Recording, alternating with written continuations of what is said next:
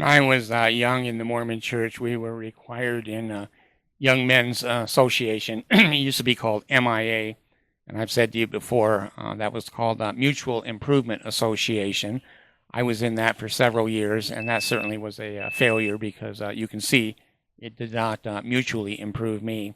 This video is on the 12th Article of Faith. I had to memorize the Article of Faith to progress through the Mormon church and get into the young men's program, etc. And I went to AI and I put in a couple of facts about the Mormon church, and then I put in the 12th Article of Faith, and let's see what AI came up with. Read your last answer.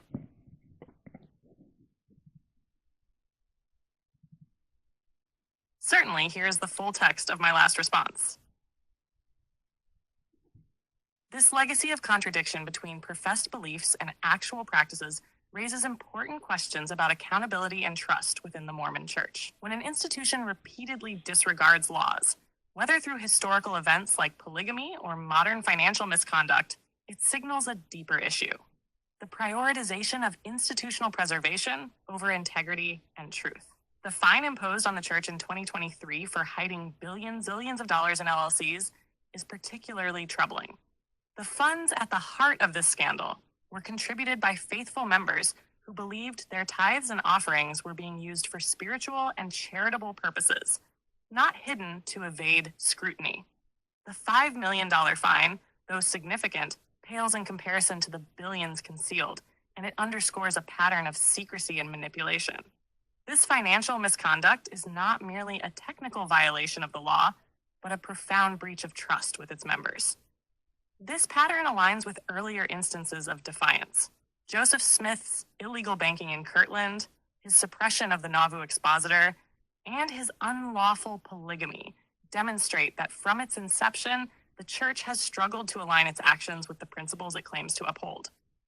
Brigham Young's open defiance of anti-polygamy laws, along with his racist doctrines that encouraged violence against interracial couples, further illustrates a willingness to place doctrine and authority above the law and basic human rights. Even after the official end of polygamy with the 1890 Manifesto, the church continued secret practices, forcing Wilford Woodruff to issue a second manifesto in 1904. This duplicity exposed the church's strategy of public compliance paired with private defiance, a recurring theme that persists in modern times, as evidenced by the financial scandal.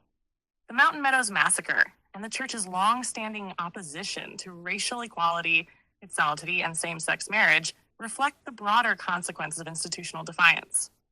These actions not only violated laws, but also caused immense harm to individuals and communities, tarnishing the church's moral and ethical standing. Brigham Young's declaration that interracial marriage warranted death, and the church's active role in campaigns against LGBTQ+ rights reveal a pattern of resistance to evolving legal and moral standards.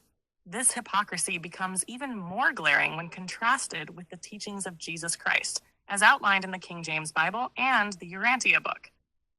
Christ taught honesty, compassion, and love for all. His words in Matthew 22:21, "Render therefore unto Caesar the things which are Caesar's," reflect a clear endorsement of respecting the law. Yet, the actions of the Mormon Church often stand in opposition to these teachings, prioritizing power and control over Christ-like humility and obedience. Ultimately, the Mormon Church's repeated failure to obey, honor, and sustain the law, as stated in its 12th Article of Faith, highlights a troubling gap between its stated values and its actions. This disconnect not only undermines the church's credibility, but also calls into question its moral authority to lead.